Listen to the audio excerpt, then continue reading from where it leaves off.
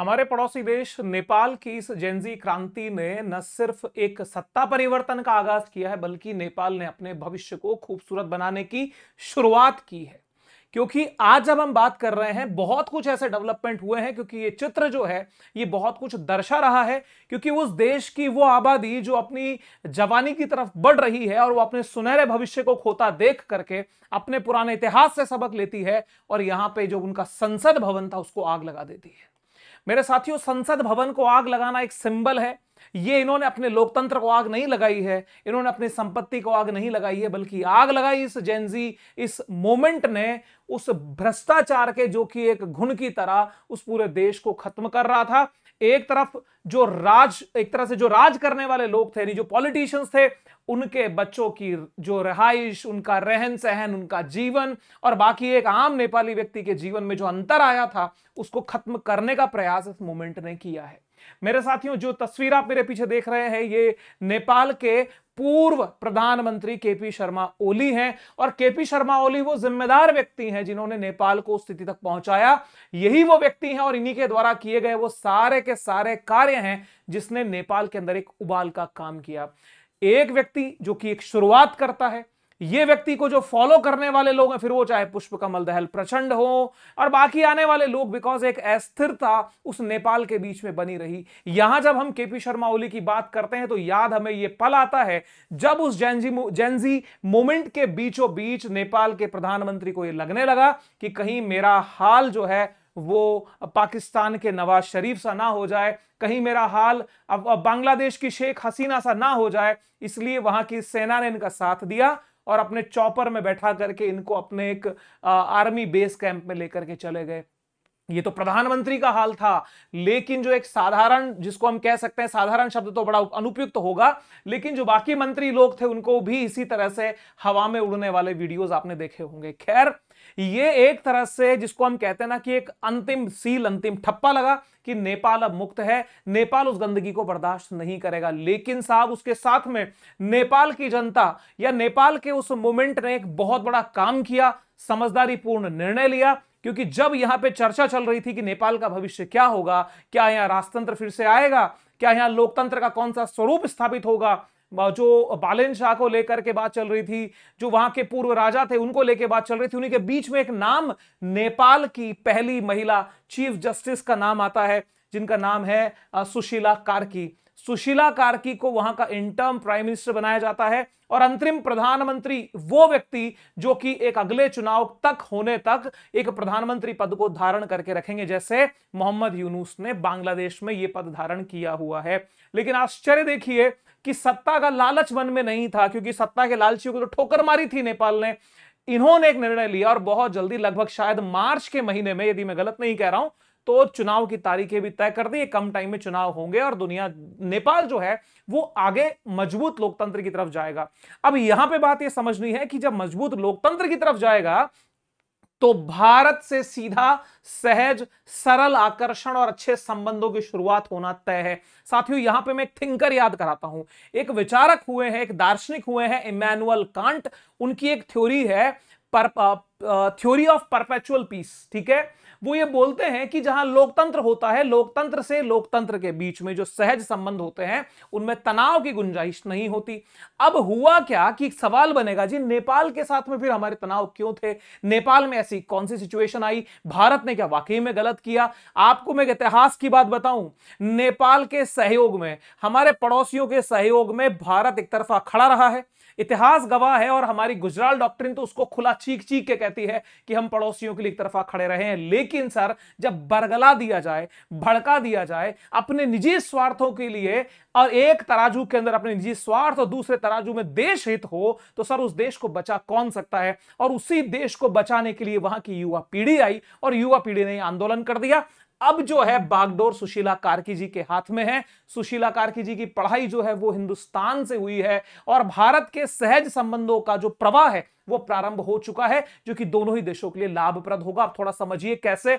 क्योंकि नेपाल के अंदर यह परंपरा रही है कि जो व्यक्ति नया राष्ट्राध्यक्ष के रूप में, मान के चलिए जो हेड ऑफ द गवर्नमेंट शासनाध्यक्ष बनता था, पहली यात्रा भारत की होती थी, क्योंकि भारत की भौगोलिक स्थिति नेपाल से मैच होती है, भारत की डेमोग्राफिक कंडीशन नेपाल से मैच होती है, भारत की भाषा नेपाल से मैच होती है, रोटी बेटी के संबंध हमारे नेपाल से रहे हैं। सर इतिहास गवाह है, प्रभु श्री रामचंद्र अयोध्या में थे और माता जानकी जनकपुर में थी। तो जब जनकपुर और अयोध्या के संबंध उस इतिहास से थे, तो नेपाल के वर्तमान इस परिस्थिति के जिम्मेदार इस व्यक्ति ने अपने निजी स्वार्थों और चाइना की तरफ उस झुकाव की वजह से पहली यात्रा भारत को छोड़ के चीन की कर दी, और वहीं से भारत और नेपाल के संबंधों में धीरे धीरे तनाव आना शुरू हुआ।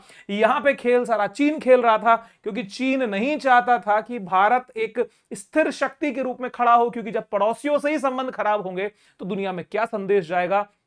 तो केपी शर्मा ओली के दिमाग में जो बातें चीन की तरफ से उस माओवादी विचार को डाला गया, वहां से सारी चीजें गड़बड़ हो गई और भारत और नेपाल की मैत्री के बीच में दूरियां आना शुरू हो गई। यहां पे आपको कुछ मैं एक इतिहास की बात भी बताता हूं। जो नेपाल का शाह राजवंश रहा है, जिन्होंने नेपाल के अंदर एक राजशाही स्थापित हुई, नेपाल को एक मजबूत राष्ट्र के रूप में खड़ा किया, वो शाह राजवंश सर वो इस मेवाड़ राजस्थान की धरा से ही 18वीं सदी के अंदर, यदि नाम मैं सही उच्चारण कर पा रहा हूं तो पृथ्वी नारायण शाह वो व्यक्ति थे जिन्होंने इस राजवंश की स्थापना की, और वो मेवाड़ के सिसोदिया राजवंश से ही निकले थे। तो कुल मिलाकर के भारत और नेपाल के संबंधों को किस और दृष्टि से देखना, चीन के चश्मे से देखना, माओवाद के चश्मे से देखना, सर वो खुद के पैर कुल्हाड़ी मारना है, क्योंकि दो नैसर्गिक संबंधों के बीच में तीसरी आंख बर्दाश्त नहीं हो सकती। अब हुआ क्या कि जब ये गड़बड़े हुई, और आप स्थिति देखिए सर, यहां पे तिब्बत जिसको चीन ने कब्जा किया हुआ है, ठीक है, उसके बाद में नेपाल। तो नेपाल के बारे में सर एक जो आपको एक और थ्योरी बताता हूं चाइना की, जो कि 1 पाम एंड 5 फिंगर थ्योरी के रूप में प्रचलित है। अब ऑफिशियली तो कोई डॉक्यूमेंट अवेलेबल नहीं है, लेकिन माना जाता है कि माओ के विचार, जो आंतरिक संकल्पों में ये थ्योरी है, 1 पाम एंड 5 फिंगर, एक हथेली और 5 अंगुली का सिद्धांत। वो कहता है हथेली मेरी तिब्बत है, तिब्बत पे कब्जा हो चुका है, 5 अंगुलियों में सबसे पहली अंगुली लद्दाख की, बोलते लद्दाख का लगभग 35,000 स्क्वायर किलोमीटर एरिया दबा चुका है। पहली अंगुली नेपाल, दूसरी बोलता है उत्तराखंड, तीसरी अंगुली है पहली हो गई नेपाल, उत्तराखंड, भूटान, सिक्किम और अरुणाचल, ये 5। तो उसके अंदर एक अंगुली नेपाल भी है। निचला जो हिस्सा है सर, यहां पर जो मधेश का इलाका कहते हैं, इसके बारे में बात करूंगा, इसका भी बहुत गहरा जुड़ाव भारत से रहा है। अब इस सारी चर्चा का विषय क्यों हम यहां चर्चा कर रहे हैं, अब आप देखिए हुआ क्या है कि नेपाल, ये कल की खबर में दिखा रहा हूं सर, 17 सितंबर की ये खबर है, आज की खबर से मैं कनेक्ट करूंगा। कल ये खबर चल रही थी कि भाई नेपाल की जो इंटर्म गवर्नमेंट की प्राइम मिनिस्टर हैं, जो अंतरिम प्रधानमंत्री हैं, वो अपनी पहली फॉरेन, यानी एक तरह से जो फॉरेन आउटरीच ले रही हैं, किसी विदेश के नेता से बात कर रही हैं, तो वो भारत के प्रधानमंत्री मोदी होंगे साहब।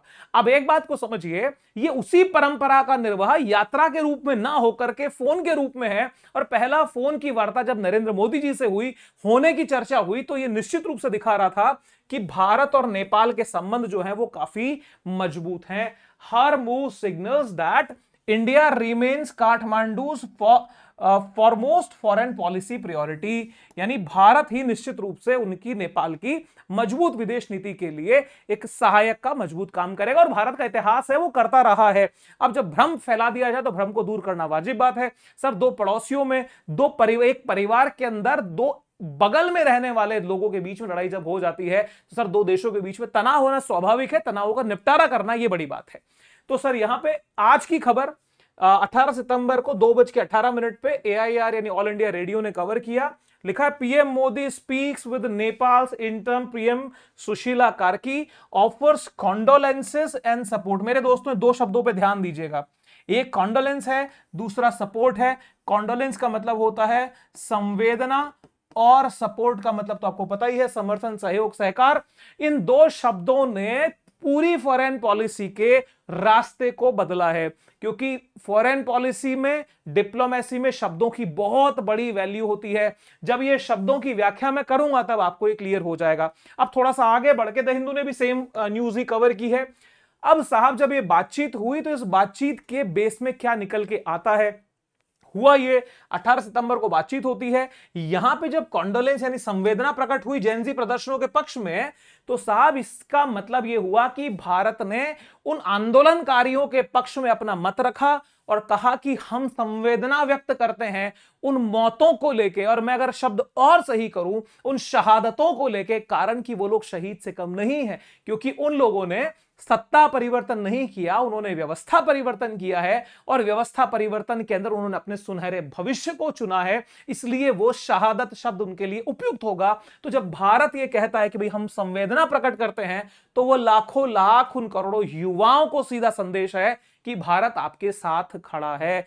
दूसरी बात, यहां पर जब हम फुल सपोर्ट की बात करें, शब्द प्रयोग देखिएगा सर, फुल सपोर्ट, पूर्ण समर्थन, क्यों? नेपाल में पीस हो, नेपाल में स्टेबिलिटी हो, और शांति और स्थिरता एक सहज लोकतंत्र से ही संभव है, राजतंत्र में यह संभव नहीं है। भले आप सिंबॉलिक मोनार्किज्म चला सकते हैं, चलाइए, लेकिन एक्टिव मोनार्किज्म नहीं हो सकता। इंग्लैंड में भी मोनार्किज्म है, बट वो सिंबॉलिक मोनार्किज्म है। उसी प्रकार से नेपाल की जो बड़ी आबादी है वो अपने लिए सुनहरा भविष्य लोकतंत्र में देखेगी। अब ये रिपब्लिक बनेंगे या ये मोनार्की में जाएंगे, वो एक उनका अपना निर्णय है, लेकिन लोकतंत्र को लेकर भारत सपोर्ट निश्चित रूप से करने वाला है। अब मेरे दोस्तों बात समझिए इतिहास की, कि नेपाल के और भारत के संबंध आखिर में कहां से उठे हैं। मेरे दोस्तों, ये India Nepal treaty of peace and friendship of 1950 की जब मैं बात करूंगा, क्योंकि इस ट्रीटी को, संधि को भी माओवादियों ने बदनाम करने की कोशिश नहीं की। इस संधि को आधार बना के बार बार गला चीख चीख के नेपाल की जनता को बरगलाया कि भाई भारत हमारा शोषण करता है। क्या क्या है भाई शोषण करने के लिए? पहले संधि के बारे में जान लीजिए।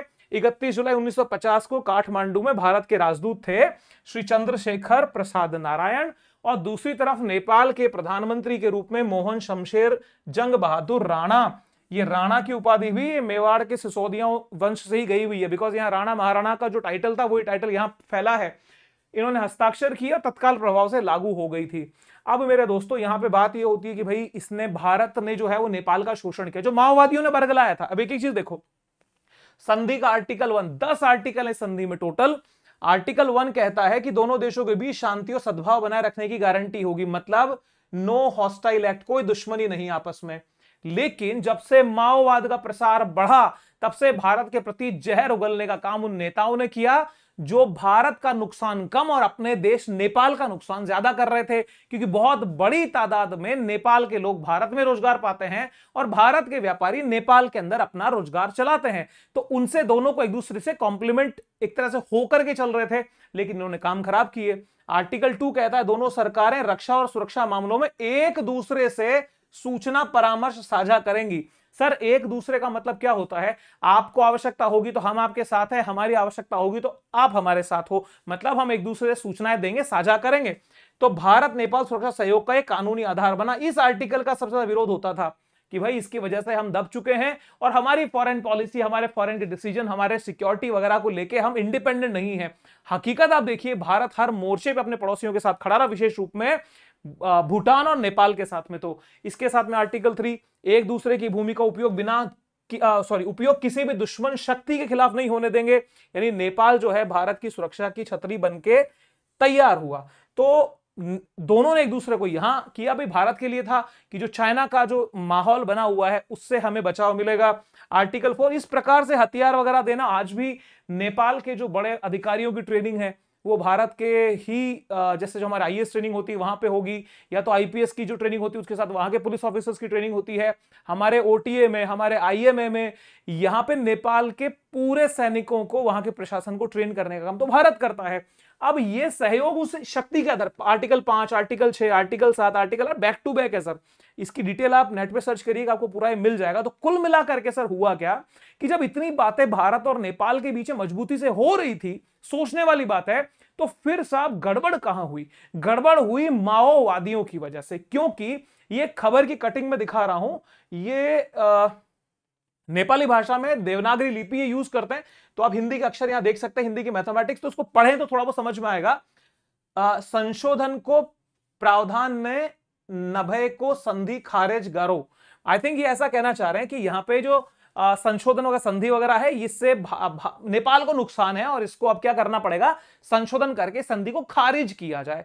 अब बात ये समझिए, भारत ने अपना पक्ष रखा, क्योंकि भाई अगर आपको लगता है कि गड़बड़ है तो भारत ने कभी मना नहीं किया। 2011 में भी भारत ने आधिकारिक रूप से कहा था कि वह नेपाल की मांग के अनुरूप अपडेट करने को तैयार है, क्योंकि भारत नेबरहुड फर्स्ट पॉलिसी का पालन करता है कि भैया आपको जैसा चाहिए वैसा समझौता कर लो। जब दो भाइयों के बीच में बंटवारा हो, बड़ा भाई कहते कि भैया छोटे परेशान हो तो जैसा तेरे को चाहिए वैसा कर ले, तो इससे बढ़ के भारत क्या कहता जी। लेकिन जब भारत ने ऐसा प्रपोजल दिया तो फिर तो वही बात होगा, मुंह छुपाने वाली बात हो गई। अब नेपाल के वो माओवादी नेता क्या कहते, उन जनता को यही कहा जी भारत एडामेंट है, भारत अकड़ रहा है, तो और चीन की गोद में बैठ करके गोदी का आनंद लिया जा रहा था। वो क्या आनंद था वो तो वो जाने। अब मेरे साथियों, सबसे बड़ी जो गड़बड़ जो माओवाद की एंट्री यहां पे होती है भारत में, जान लीजिए ऑफिशियल माओवाद पे बैन है ना, बंद है, प्रतिबंध है माओवादी विचारधारा पे। तो ये विचारधारा जब वहां आई, यार सोचो भारत में माओवाद पे प्रतिबंध है, नेपाल में माओवादी सरकारें बन रही हैं, तो संबंधों की अपेक्षा आप क्या कर सकते हो, क्योंकि जो गवर्नमेंट होती है, गवर्नमेंट को लीड करने वाले व्यक्ति की विचारधारा उस राष्ट्र की ही विचारधारा के रूप में प्रकट हो जाती है। तो भारत में संदेश गया कि नेपाल की जनता भारत के खिलाफ है, जबकि ऐसा था नहीं। नेपाल की जनता को बरगलाया इन माओवादियों ने, और माओवादियों के हाल छत्तीसगढ़ के और बाकी जो नक्सल प्रभावित इलाके हैं उनमें क्या रहे हैं इतिहास में, अब तो खैर उनकी क्या हैसियत बची है, लेकिन पहले क्या थे वो आप लोगों को पता है। तो यहां पे साहब ये व्यक्ति जिम्मेदार था, जबकि नेपाल में नारे लगते थे बैक ऑफ इंडिया, भारत वापस चले जाओ, ब्लॉकेज खोलो, ब्लॉकेज हमने कभी किए नहीं, उसकी बदनामी हमारे सिर ठोकी गई। ये जो मधेसी मूवमेंट था, मैं मधेसी की आपको बात कर रहा था, नेपाल का जो एक तरह तराई का इलाका है जहां पे पहाड़ खत्म होते हैं और मैदानी इलाका, आंशिक मैदानी इलाका जो है, वहां का उस इलाके को मधेस कहते हैं। अब मधेसी मूवमेंट शुरू हुआ, कहा गया कि भाई इनके बीच में विवाद ये था कि जो अपर इलाका था वहां पे जो सांसदों की संख्या थी वो ज्यादा दी गई थी, मधेसियों को अपनी जनसंख्या की तुलना में सीटें कम दी गई थी। ये मूल रूप में विवाद था। तो इन्होंने रास्तों को बंद कर दिया। तो इन्होंने आरोप ही लगाया कि साहब भारत ने इन्फ्लुएंस करके रास्ते बंद कर दिए, हम एक लैंडलॉक कंट्री है, अब हम जाएं तो जाएं कैसे। अब आप थोड़ा सा ध्यान से देखिएगा, नेपाल एक लैंडलॉक कंट्री के बाद में भारत के जो कलकत्ता और हल्दिया जो हमारा पोर्ट है वहां को वो यूज करते हैं। अब मधेसियों ने जो ब्लॉक किया, इनका इंटरनल मैटर की वजह से बदनामी भारत को झेलनी पड़ी। कौन कर रहा था, ये माओइस्ट कर रहे थे। तो कुल मिलाकर के ये सारे प्रतिबंध जब हटे और ये जब करप्शन, यूथ अगेंस्ट करप्शन के नारे लग के उस माओवाद की जड़ को जब काटने का काम हुआ, तो सर एक नेपाल का उज्जवल भविष्य का आगाज ये हो चुका है। यदि मेरा वीडियो को मेरा नेपाली भाई लोग भी देख रहे हैं तो मेरा मैसेज है सर, मेरा मैसेज है, बड़ा खुला मैसेज है, विश्वास कीजिए आप एक इंडिपेंडेंट नेशन है, आपके राष्ट्र की संप्रभुता, उसकी सॉवरेनिटी सर्वोपरि है, आपका भविष्य आपके हाथ में है। जान लीजिए दुनिया में जो डेमोक्रेसी है, लोकतंत्र है, और लोकतंत्र में भी कॉन्स्टिट्यूशनल डेमोक्रेसी, आप इस माओवादी विचारधारा का त्याग करिए, आप उस चाइनीज विचारधारा का त्याग करिए, क्योंकि वो आतताई हैं, वो विस्तारवादी नीतियों को मानने वाले हैं, और आप और हम मिलकर के दोनों भाई एक साथ चल के इस रीजन को बहुत स्टेबल बना सकते हैं। आपने जो शुरुआत की है उसकी बधाई 150 करोड़ हिंदुस्तानियों की तरफ से आपको है, लेकिन हां आप प्रचार इस बात का करिए कि डेमोक्रेटिक वैल्यूज आपके देश में विकसित हों और एक ऐसा मजबूत संविधान हो जहां रूल ऑफ लॉ चले, कॉन्स्टिट्यूशन की वैल्यू हो, और विचारधाराएं जो है वो लोकतंत्र को ज्यादा फोकस करे, और उस कचरे से कम मुक्ति आपको मिल जानी चाहिए। तो मेरे साथियों, ये जो वार्ता हुई है सुशीला कार्की जी के और मोदी जी के बीच में, ये वार्ता भारत और नेपाल के संबंधों को नया आयाम निश्चित रूप से देंगी। और आप एक बात पे विश्वास कर लीजिएगा, मेरी आज इस बात को नोट करिएगा, जो चुनाव अग्रिम होने वाले हैं उन अग्रिम चुनावों के बाद में आप ये पाएंगे कि आने वाले समय में भारत नेपाल के संबंध ना सिर्फ निखरेंगे बल्कि नेपाल की वैश्विक स्थिति मजबूत होगी। ये आप इस बात को नोट करना, कारण कि लीडरशिप अब सिर्फ एक तरफा चाइनीज गवर्नमेंट या चीन की गोद में जाके नहीं बैठेगी, वो अपने इंडिपेंडेंट निर्णय लेगी और भारत जैसे सक्षम साथी के साथ में अपने विकास को सुनिश्चित करेगी। आपके विचार क्या हैं इस आंदोलन के सपोर्ट में और यहां के आने वाली सरकार के भारत के संबंध में, वो कमेंट करके जरूर बताइएगा। ये एनालिसिस आपको कैसा लगा?